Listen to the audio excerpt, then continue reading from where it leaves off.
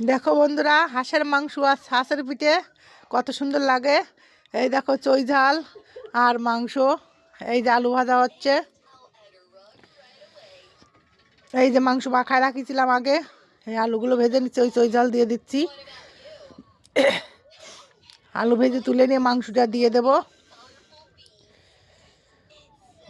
এবার দেখেন ছাঁচ, নতুন ছাঁচটা কাড়াই নিচ্ছি। নতুন ছাঁচটা কাড়াই নিয়ে নতুন ছাঁচেই পিঠে হবে। লবণ দিয়ে দিছি, এই লবণটা ফেলে দিয়ে চালের গুঁড়া দিয়ে দিলাম। দেওয়ার পরে এই যে ঢাকা দিয়ে দিচ্ছি। ঢাকা দিয়ে একটুক্ষণ পরে তুলবো। হ্যাঁ দেখেন কত সুন্দর পিঠে।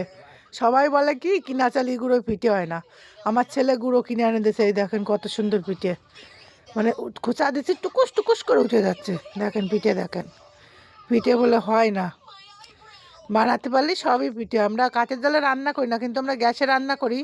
আজকে হাঁসের মাংস দেওয়া হাঁসের পিঠে দিয়ে খাবো বলে তার জন্য কাঠে রান্না হচ্ছে আমাদের। এই যে দেখো পিঠেগুলো একদম ডিমির মতন ফুলে ফুলে উঠেছে। একটা পিঠেও আমার কাঁচা নাই না। ওই যে রঙ্গা ভঙ্গা বসে আছে সামনে, ওরা আমার পাহারা দিচ্ছে পিঠে খাওয়ার জন্যই। ওকে পিঠে, এই দেখেন পিঠেগুলো গরম গরম পিঠে আর হাঁসের মাংস, ছাঁচের পিঠে আর হাঁসের মাংস। এই যে নিয়ে চলে আসলাম, দেখো কত সুন্দর, মানে একদম থালায় সাজায় নিয়ে চলে আসি। কে কে খাবে? এই দেখো চই জাল দিছি, কত সুন্দর চই জালটা। এই যে মাংস, মধু অমৃতর মতন লাগিয়ে দিছে আজকে। হ্যাঁ, দেশি হাঁসের মাংস আর ছাঁচের পিঠে, দেখে যে খাবে জিভে জল এসে যাবে।